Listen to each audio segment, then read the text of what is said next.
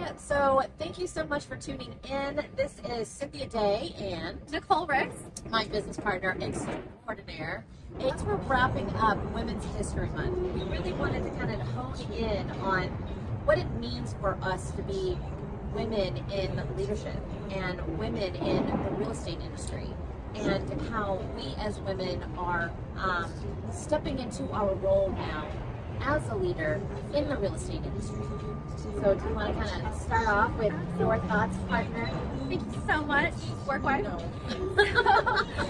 We have always held leadership positions. I mean, I remember as a young child, I was always that aspiring leader. I would want to, be a part of some officer and lead some group and do all of that. But really, as you go along with life, you find your place in leadership. You find your place in life where your passions are really at. And so when we both joined real estate, we both had that passion to really lead. So when we help to lead ourselves, right, motivate ourselves, First and foremost, really important, to get ourselves around people who are going to inspire us and will empower us to become the leader that we really wanted to become. And so I found myself in that place. And then one day, all of a sudden, I was the leader. Very soon after my career started, I had a team of agents and then was leading them, and then suddenly became a leader on a state level with Texas Realtor Association, and then now I'm holding leadership roles in a National Association of Realtor level, and then now with our Trust Builders Network, we are holding those leadership roles together. And something we came to realize was leadership is going to be a constant growth, just like anything. Like my faith is always a constant growth. Our ability to really be better humans are always going to be constantly growing. And stepping into new leadership positions helps us to grow even more. And our current focus has really been how to lead better, one, virtually, because COVID's changed a lot of things. How to be more personalized and personable on a virtual level, and really be able to lead people through challenges that they're facing. I think that's one of the focuses that we've really learned how to do recently, and we're really honing in on other leadership abilities to be able to lead people not only in challenges, but to lead people into being leaders themselves. So, Cynthia? oh, absolutely. I mean, she hit the nail right on it so many times. So, absolutely. I think that as we have grown as leaders, and I know I have experienced bumps and bruises and heartaches and daggers along the way, as I have really elevated and learned about my character as a leader, and how I need to step up and become more selfless as a leader, because it's all about servant leadership. And some would say serve, like we are here to serve the people, right? It's not about you. It's not about that dictatorship kind of way. It's not about the ego. When you lead, you lead with service, and that is probably one of the most impactful ways of serving. Whereas the ego way of serving or leading is probably one of the most powerful ways of leading, right? So I'm learning what my balance is. And I think as we are creating a group of leaders, it is all about how do I bring out the leader in the people that we are impacting. I'm super glad that we are in this phase in our life, in our career, and I think, God could not have brought us together at a more perfect time. Absolutely. To fulfill this purpose together. So what are some of the things that really helped you to grow as a leader, the challenges, those bumps and bruises that you were mentioning? So the bumps and the bruises, when I was talking earlier about leading with ego, okay? You normally lead with ego, which is outside of your true soul, your true self, because there are parts within you that feel not good enough. You have beliefs somewhere within you that you have adopted along the way that you're not good enough. So what overcompensates for those thoughts, right? Your ego. So that's when you come in and you make things about yourself.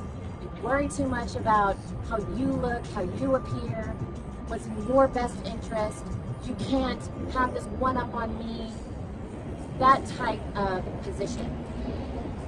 And to be quite honest with you, I had to learn the hard way that I had to address the limiting beliefs in me that I unconsciously believed I wasn't good enough.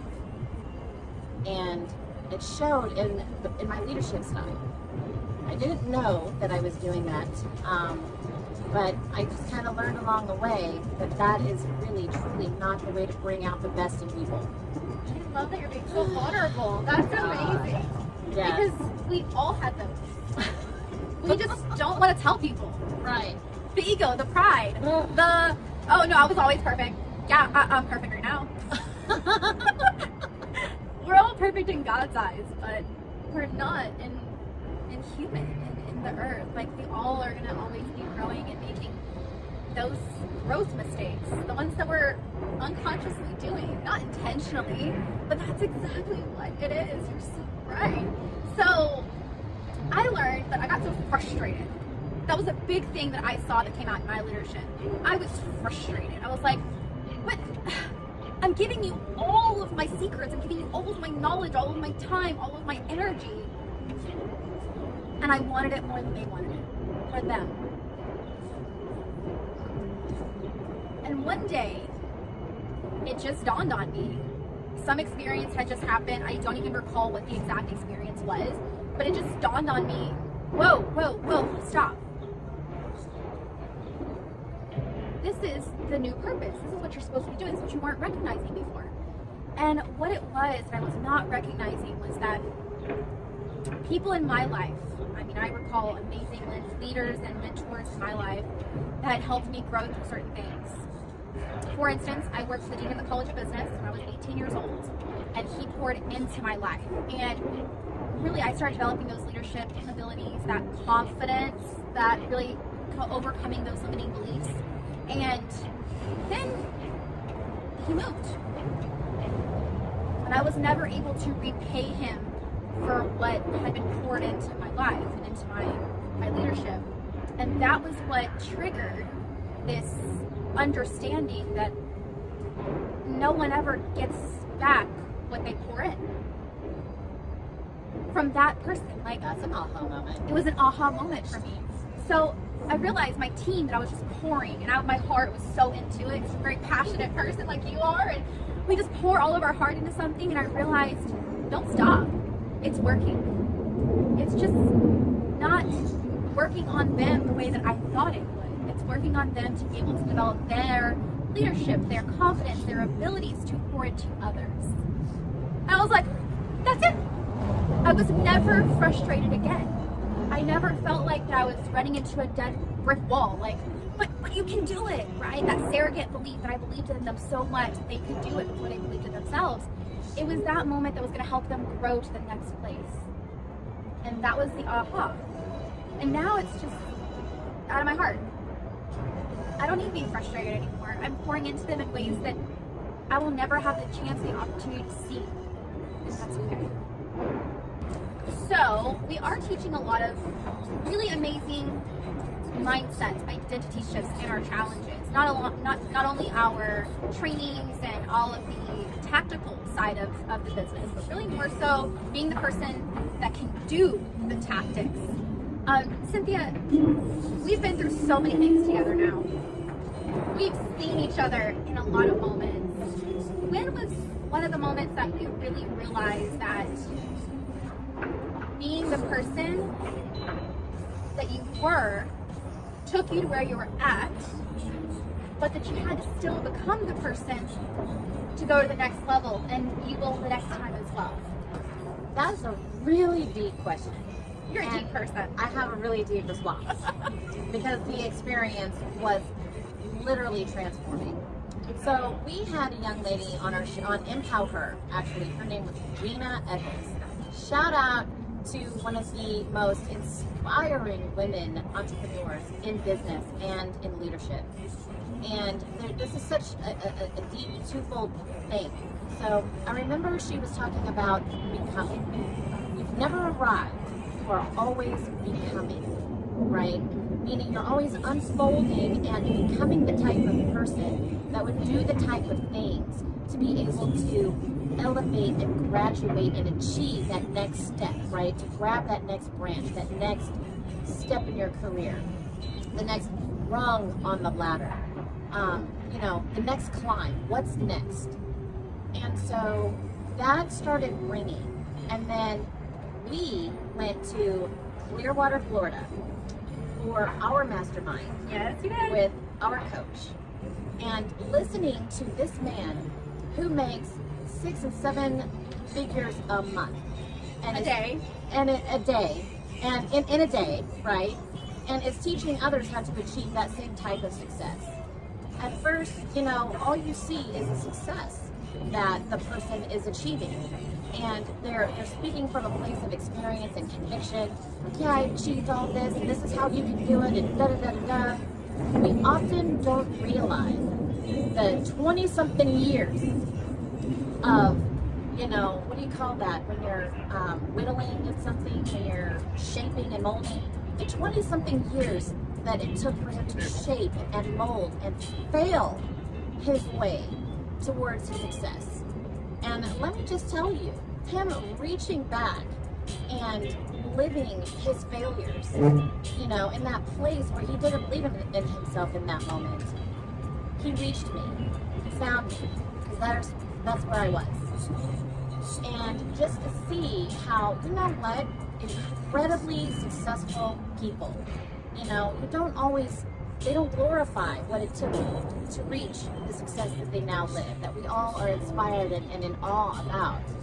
And so that moment right there is realizing that this incredibly successful person and all incredibly successful people, they all have this moment of molding and shaping, and it's like your boot camp. You got to earn your stripes, And so it just came back, and it made me realize that work that you were talking about, it was working on me. It wasn't working for me at that time. At that time, it was working on me. And when he came back and he grabbed me in that moment, tears came down, and I probably shed years and years and years of limited beliefs, of not being good enough, and completely reprogrammed my belief system in becoming that I am becoming the person that it takes to live out God's purpose in this lifetime. And I got back on the phone and I told Miss Gina Eccles, with tears in my eyes, I knew exactly what she meant. And she was talking about, you're always becoming. Because in that moment, I was truly becoming the person that it took. So that was just such a pivotal moment in my identity. You say that you've had this pivotal moment, which I saw it. I was a first-hand witness. And then we actually now teach it. Mm-hmm. But what inspired you from that moment to help other people have that same transformation? So one thing that I've been hearing right now is that every day is a choice. Your state of being is a choice. We can sit here, we all talk about what we want to achieve, the life we want to live, how we envision our life. And we hear so many people say, one day I'll get around to it. One day I'll do this. One day I'll do this. One day I'll put in the effort. One day. But it's really a choice. And I think we were telling a friend of ours, it'll happen when you make the decision. When you decide to make the decision and then take the action on your choice, right? That's when you can choose to become. You can choose anything. You can change your life in a second. And it sounds way too simple. You were talking earlier about simplicity, and the simplest things people overlook because it's just too darn simple. Yep, the basics. The basics are the key to life. You talk about the fundamentals, right? Everyone looks over the fundamentals. Oh, I don't need the fundamentals. I already did that. I already had that practice. The fundamentals are the most profound, foundational things that are the most solid in building your character, building your business, building your foundation, building your empire. It's the fundamentals. And the fundamental thing here in becoming is you have to make the choice. Make the choice, take action. Make the choice, take action. And learn how to become the type of person that would do the types of things that would achieve the kinds of results that you're looking for. That is the most fundamental principle that there is. So you need to learn how to do this for yourself. It's not in the tactical tasks and the to-dos. There's no checklist for this. Yeah, exactly. Like, the to-do list is not going to get done if you don't become the person that would actually do the things on the to-do list, you know? So becoming the person, though, has a lot to do with who you're around. Yes. So it's not the checklist that person provides you. Like, the checklist is the same. They're all going to be the same tactical things. It's actually the people that you surround yourself with. I know being in the place that we were at when this happened for you was key. Because not only did we see your transformation, we actually saw other people having amazing, huge transformations. And so that's now what our passion is, really being able to see how to impact someone at that core level, at that heart, passion, and love. What God really designed that person's purpose in life to be. I was just blown away. I felt chills. I felt God present when all of this was happening, because it was that moment that I realized that that's what we were meant to do, is help other people transform their lives, just like other people have helped us transform our lives. And now the circle that we have really developed in our community is the most inspirational, heartwarming, divine circle of people who help each other transform through each stage, because we're always becoming.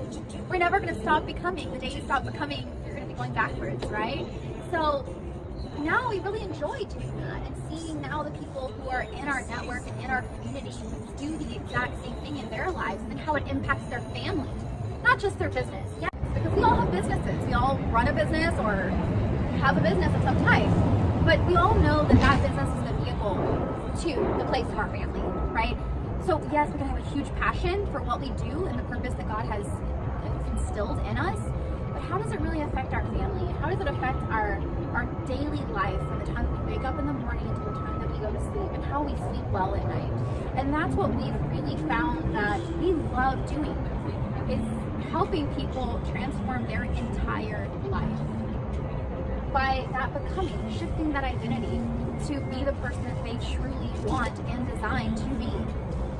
I'm just so happy that we're doing it. I feel so blessed. Me too. You know, I mean, our partnership has truly allowed me to step into the person I am meant to become, into the identity that it takes to be this person, and dream to the next level. So, dream to your next level, people. Do it. Make the choice, take the action behind the decision. I love it. So, you know, I think with us as leaders, as women leaders specifically, we have a special way that we lead our community. We have a special way in which, you know, we impact people through the gifts that we have as women. And, you know, so that's the reason why we host a show called Empower Her, where we showcase the gifts and the perspectives in leadership and, you know, in success that women have, so that we can inspire other women to do the same and really impact their whole life as a woman, because we have so much impact and so much effect on things that we don't even realize, you know, as leaders in our business, as we are, and our community, as moms, as sisters, as aunts. We touch a lot of people that really get impacted by the way that we lead, and we want to continue to be helping other women and inspiring and empowering them to do more of what they truly feel is their passion, and what they truly feel that they want to express and help other people do. So we're here to provide a space. We're here to provide a guide, a hand, and a platform for women to be able to do that. So I'm excited. We invite you to our community, and really just to become a part of a very supportive community full of women who love each other and love helping each other up.